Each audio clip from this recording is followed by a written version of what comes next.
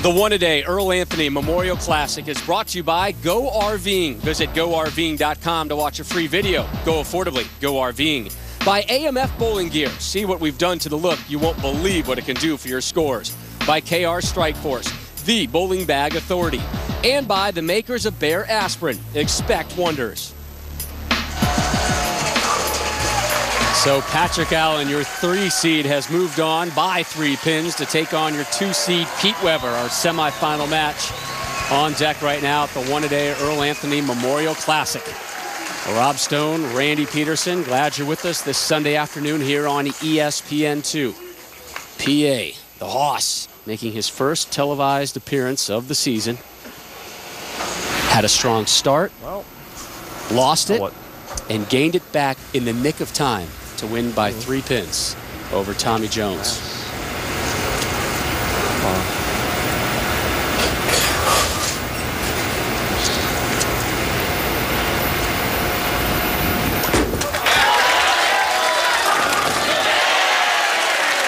And a strike on that left lane.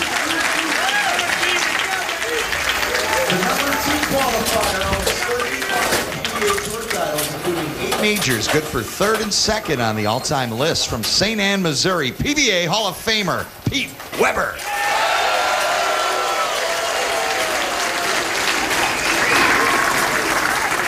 PD Dub does not look like he's 48. He does not act it either. He is pure theater.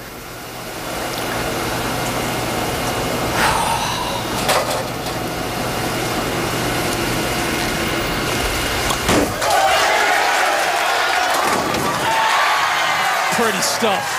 I'll tell you where you really feel it, though, when you're 48 is the nerves. And Pete's body's still in pretty good shape, but I'll tell you what, it's the nerves is where it hits you. Here are some of the guys who have had over 100 career televised appearances. Parker Bone III at 107, Earl Anthony, 114. There's Pete Weber. Today, 124, and your all-time leader, Walter Ray Williams Jr., 172. Only 6 have made a century's worth of appearances. Walter Ray almost 50 more appearances than Pete Weber. Back-to-back, the opening jacks for PD Dub. And nobody on this tour more fun to watch when they get it going than this man right here. And I want you to watch this little love tap right here on the 10. All right, get out of there. Pete gets a little, gives it a little, yeah. All right, but that's nothing. Wait till you see Pete throw 4 in a row. I think he's got a little message for you, Rob. It's one of the reasons I showed up with a smile on my face today. Here is PA in the second, trying to match Weber. High road. Allen voted the 44th greatest player in PBA history a couple seasons ago. We're going to scroll underneath right now the list of the other finishers, and Mika Koivuniemi, who won $250,000 last Saturday, missed the show by 1 pin this week. Jason Couch, the lefty from Claremont, Florida, had a great run as well. There's Parker Bone III. Still haven't seen him or Ronnie Russell this season. Ditto for your 10th finisher, Ryan Schaefer. It's our first tournament this season where we had multiple left-handers on the telecast, and really the first tournament that stands out to me to where the lefties actually had a breakout week. Right move, it is, baby, yeah. Patrick Allen using the same ball on both lanes now. Right move, baby, you betcha. And I'll tell you, Rob, anytime you have a show with Pete Weber, yeah, it's great. But you know what? You sprinkle in a little Patrick Allen and some Tommy Jones. It's a nice mix. Nothing but strikes thus far in our semifinal match. PA has fascinating inner dialogues that he shares with us. Here is Weber stepping up in the third, down 10.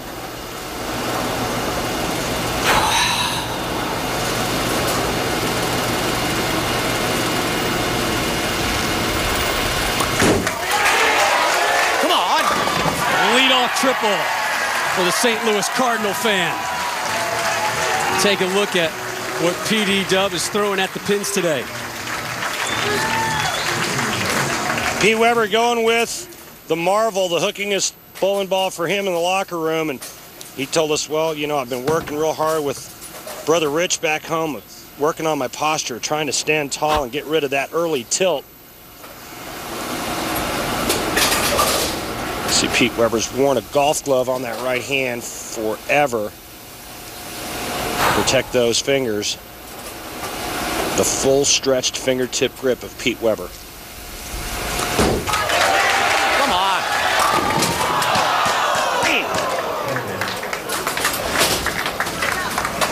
Weber, the 10-pin shy of a ham bone. He wanted it.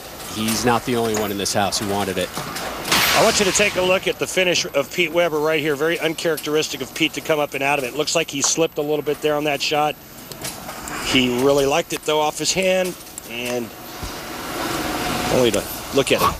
Ringing 10-pin staring him in the face. First non-strike of this semifinal match. Yeah, I know you wanted that that four-bagger really bad, Rob. But a what?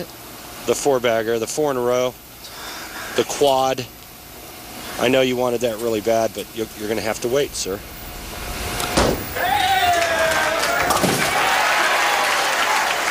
Well, he said he had some struggles this week with spares, and it was because he drilled a new spare ball this week. I was worried about that one. So the 3-6-10 was the spare problem that he really had and has always had. Now here's PA sitting on a triple, ready to drop a 4-bagger here in the semifinals. Waiting in the wings, your 1 seed, Ryan Simonelli.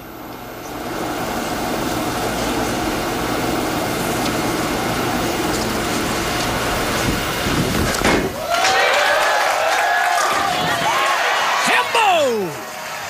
Second hambone of the afternoon for the Hoss. Patrick Allen, ESPN is your home court of college hoops. Big Monday doubleheader on ESPN at 7. It's Big East Showdown. Louisville almost pulled an upset at UConn yesterday. They take down Georgetown, who had a big win. And then at 9 Eastern, Jordan Hamilton and the Longhorns taking on Texas A&M. Big Monday, presented by Bud Light on ESPN. And both those games also available online at ESPN3.com and on your phone.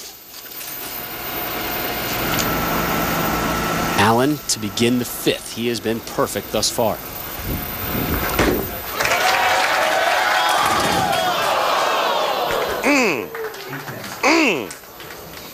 Solid 8-pin for Patrick Allen. The bowling ball goes right past that. It's known as a stone 8. As in, he got robbed by the stone 8.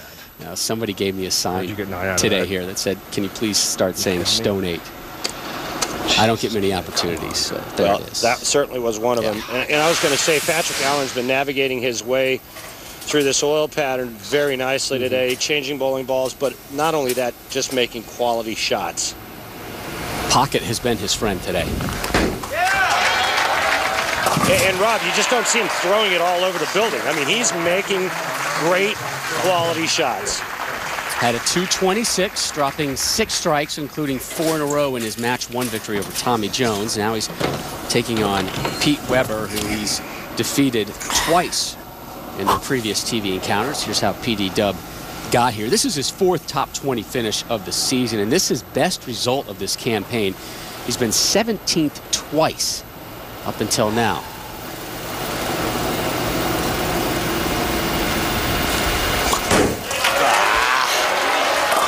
Did not like it at all. Let it go. Well, and you talked about Pete not wanting to shoot the 3-6-10. Well, you got to add the 9-pin now, and it makes it even that much tougher because of the back pin. And Pete just looked hesitant on this shot. He grabbed it and never gave it room to the right. And right now in trouble. Trying to avoid the open frame.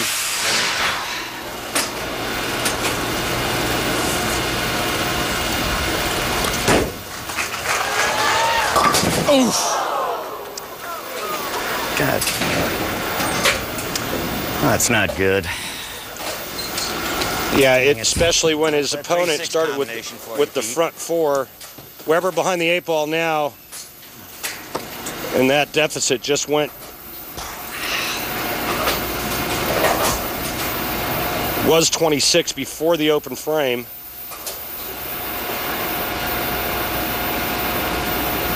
Excuse me. Needs a strike here in the 6th.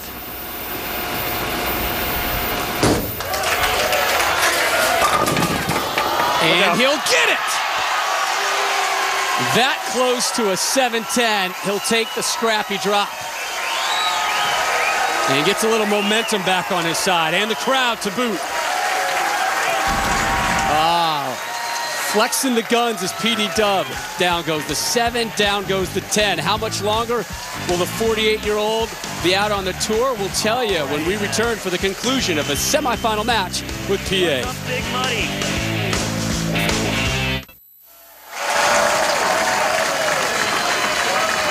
Welcome back, everyone, to Dublin, California. Randy Peterson, Rob Stone, the Earl Anthony Memorial Classic. Hey, you know what? Let's take a look at the Bayer Trusted Pain Relief Replay, brought to you by the makers of Bayer Aspirin. Pete Weber coming off an open frame just when it looked like a possible 7-10 split. Pete says no. Let me give you this little chop, and I'll take that strike in the 6th. A huge moment in this match as things were starting to slip away from Weber. He went spare open frame in the 4th and the 5th. This was coming after Allen opened up with a 4-bagger. Now here is PA trying to get back on the strike train to close out the 6th. Still comfortably in control, but let's keep an eye on how he reacts. You said 4-bagger. Every once in a while, I let that slip out for the old-timers.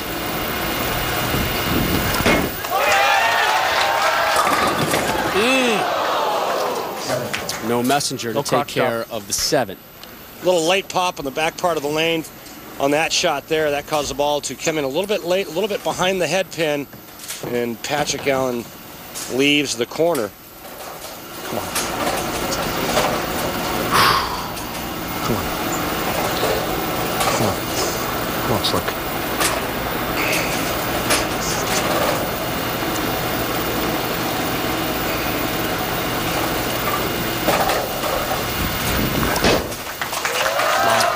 Back-to-back 9 spares for PA. You gotta stay behind it. Next Sunday, Super Bowl Sunday on ESPN, 4 Eastern. Yes, Lil Wayne, yes, is going to be with us. Nelly, Reggie Bush, and Chris Paul. The Chris Paul PBA Celebrity Invitational. It was taped a couple weeks ago in New Orleans, and we had fun. Yes, we did. It's going to be a very enjoyable telecast. You are going to enjoy it as well, live on ESPN at 4 o'clock. PD Dub was there. PA is here as we begin the 7th. Maybe. Maybe. One of my favorite lines in all of bowling. PA's maybe. It's just great television. It's great to watch. Not only Pete Weber, but that man right there.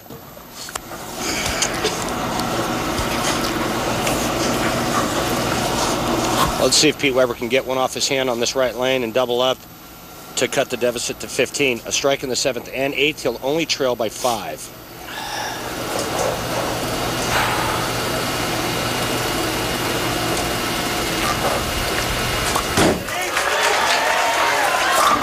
Back-to-back jacks. Well, he tried that the one native off of beautifully. St. Anne, Missouri. He sure did. Now, Pete Weber, 3rd all-time with 35 career Lumber Liquidator PBA Tour titles. And, Randy, they have been spread out. The 80s, he took home 13. 11 in the 90s. 10 in the 2000s. Just 1. We're early. It's early. We're early in this decade. We asked Pete yesterday, how much longer are you going to bowl? He's going to be 49 in August. And he said, as long as there's an exempt tour and as long as I'm exempt, I'll be here. Which is good news for a lot of people.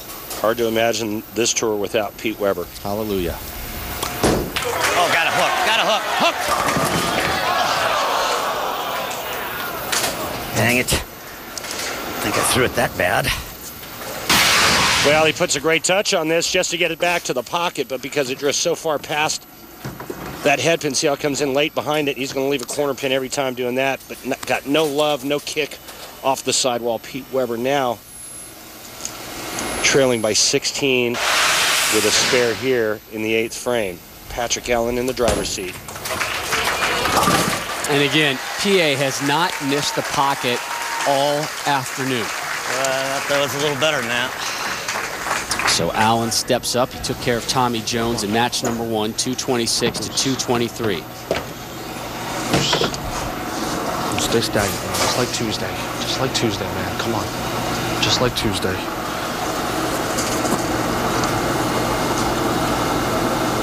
on. Just like Tuesday.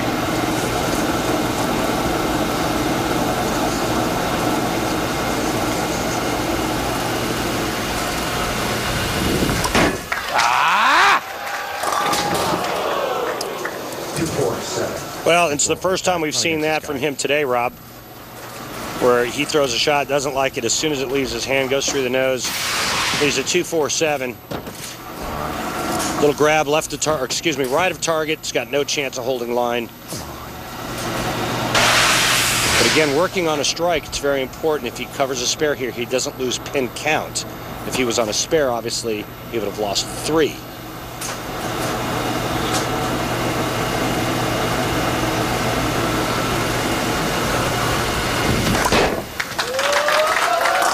Big pickup by PA. Head on over to PBA.com right now. Check out all the great merchandise and apparel that's available on their online store. T-shirts, polos, hats, hoodies, retro shirts, bowling towels, and more. Simply click on the shop tab at PBA.com. I made a big purchase earlier today over at the merchandise table over there. I'm still waiting for my discount, which I don't think I got. Hope you get your credit card back. If not, I'm going to use it. People are feasting on my Amex already, huh? We begin the foundation frame 9th with Allen off a spare. Wow. Draw is right. What has happened to Haas? 2-6-10, and it couldn't have happened at a worse time for Patrick Allen. Cuts right through the nose. A nice break would have been to trip that 2-pin out. Instead, he's faced himself with a dilemma. Does he try to convert, or does he try and just take out the 6 and the 10 and stay ahead in the count game? What would you do? Well, that would put him at 193. Shooter. He could strike out for 223. The best Weber can shoot, however, though, 232. I think at this point, he's got to try to convert it.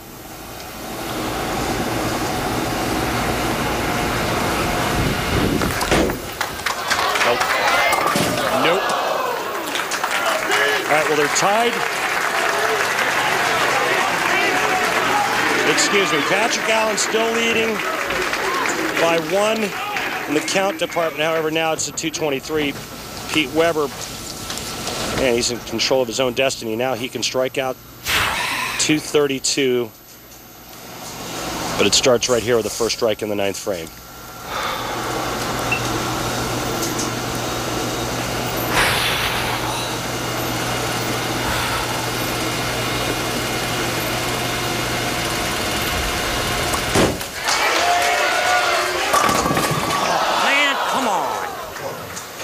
Boy, that just wasn't a good shot. I think it was probably because of the shot he threw in the left lane where he got it wide. He tried to go a little straighter and tighter with that, went through it with a little loft, and it was just too straight up the front part of the lane.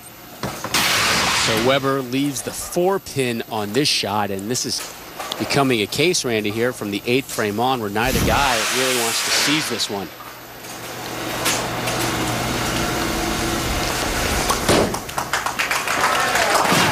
Now the best Weber could shoot 221. Remember, Patrick Allen could still shoot a little bit better than that, Pete. He can still shoot 223. The last 2 shots that Patrick Allen has thrown have both gone through the nose. Pete Weber's last 2 shots, 10-pin, 4-pin.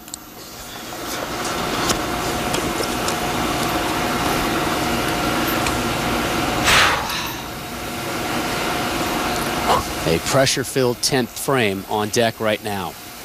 Weber down 2, working a spare.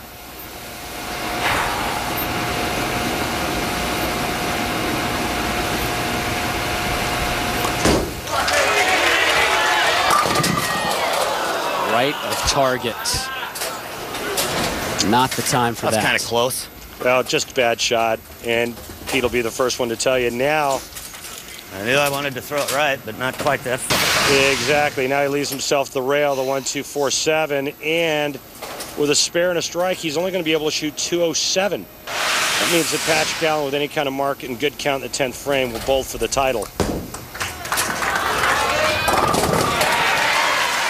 So Weber able to cover that one. The rail? I knew there was an out of I like bounds. that. I didn't want to hit it, though. You know, we talked about this when we saw the Know the Woods segment and how the players try to manipulate the end of the pattern. And for Weber, it was that axis rotation, that axis tilt that would get his ball to read when he missed a little bit to the right. That shot just way too far right. There's a good one. Don't throw it like that. And leaves the 7. Will that be it for Pete Weber today? He will sit down with a 206 and see what Patrick Allen can do. Tommy, bro. Patrick needs a mark and 4. Just right off against And he's Tommy. going to bowl for the title. Patrick Allen looking Come on. to become Stay loose. 14-time winner. Stay loose. Stay loose. Stay loose. Stay loose. Stay loose.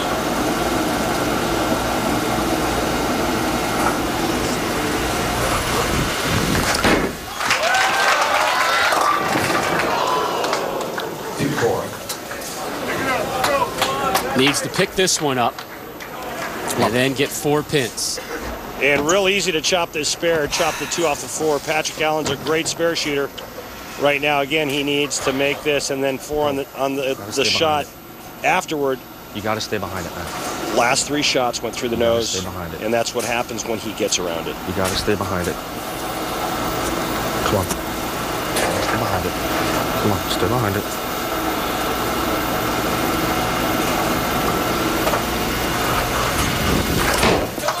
Chop it.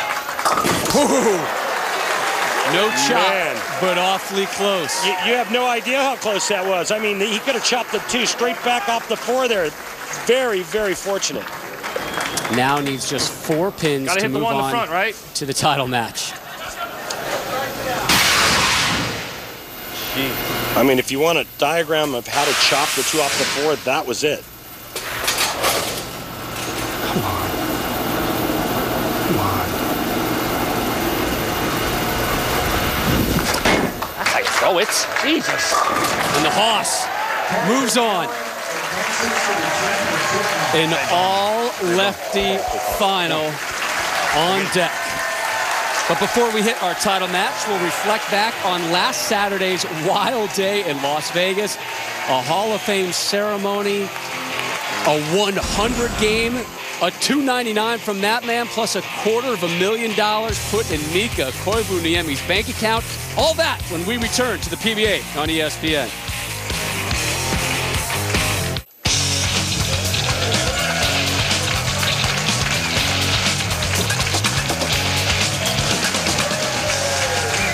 I'd like to give our thanks to that gentleman, Ted Hoffman, the proprietor here at Earl Anthony's Dublin Bowl, also a PBA Hall of Famer and just one of the great guys in the bowling community. NBA action coming your way tonight. Deron Williams and the Utah Jazz taking on the Golden State Warriors. NBA Sunday on ESPN, 10 Eastern. This game also available online over at ESPN3.com and on your telephone. Rob Stone, joined by newly inducted PBA Hall of Fame member Randy Peterson. Show him the ring. It looks good. He makes me kiss it now every time I see him. It sets up for some awkward moments. Nothing awkward, though, about last Saturday in Las Vegas. The Tournament of Champions, the Hall of Fame induction. What a crazy TV show, and one that's certainly going to go down in history for multitude of reasons. Yeah, it was. I'm still having my TFC withdrawals, but what a tournament, what a week. But anytime you see players bowling for life-changing money, you just never really know how they're going to handle the nerves. And I thought, honestly, all the players performed brilliantly. Well, Mika Koivuniemi came in with some great momentum. We had a feeling the week before the PBA World Championship that he was on to something, and he won his first match, taking down Andre Gomez by 4 pins. So he moves on to take on Tom Doherty, the number 2 seed. And Doherty struggled, and here he is in the 10th, needing 2 pins for 100, and let's celebrate. And when I said brilliantly, all players performed brilliantly, he was great. He was very gracious in defeat, only bowling 100. Handled it well. Here's Koivuniemi. Perfect game in the 10th. Needing one more for a 300 game on television. Messenger nestles, but not enough juice to drop it. So Mika with the 299, but the good news, he was able to move on to the title match to take on Tom Smallwood. And he was just flawless in the title match. Tom Smallwood had to go with weaker equipment, didn't really like his ball reaction or look very well. You see how that ball just labored down the lane. And boy, you could see the writing on the wall for Mika Koivuniemi. Just gift wrapped for him $250,000 in his third major. A 269 wins it, and here's Mika on the week that was in Vegas. It was great week. It's the biggest tournament in my life, and I ended up winning it. So I think really sucking a couple of days later, and a lot of people calling and asking how you feel, and I start to feel really good. And again, Mika carrying that over by missing this week's show by one pin, maybe that same pin that he missed to get a 300 game.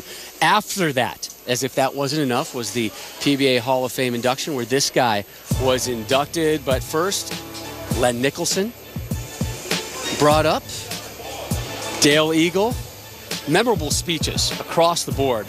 And there is Randy Peterson being inducted on Sunday, and a moment that still really hasn't left you. It hasn't, and it won't forever. Just a tremendous honor. I still get choked up, just thinking about what a wonderful night that was for not only for myself but my family, my TV family, my PBA family. It was wonderful to be able to share that with everyone. And the beauty is we have the pictures to prove. Yes, we do. That was a great assortment of pictures that your lovely wife Becky handed on over to me. I appreciate it. Well, while we're on the theme of the Hall of Fame, that's where our more of what matters to you fan question, brought to you by the makers of One A Day, goes. And it goes to you from Anthony in Mount Laurel, New Jersey. At what point in your career, Randy, did you realize becoming a Hall of Famer was a possibility? Well, I think certainly after I won my last title in 2002, the Pepsi Open, they gave me 13-1 major. I pretty much felt like I was locked. But I think the number that kind of gives you the idea that you have the golden ticket is 10 titles. And it was a couple years back when I'd won 10 titles, and once I got to that plateau, I kind of figured I had a good chance of getting in. But, when you get to 13-1 major, it's pretty much just a matter of time or how long you're going to have to wait to get in. But quite honestly, for me, it didn't matter how long I'm in. I'm in the history books forever. And again, it's just something that will always stay with me and my family and my friends, and just a tremendous honor. Congratulations, Thank my you. friend. I love saying Hall of Famer. It's fun. It's fun. Well, one Hall of Famer to be is up next, and another one maybe down the road. 24-year-old Ryan Simonelli has been a runner-up on the tour twice. Next up for the Buffalo native, a shot at his first tour title.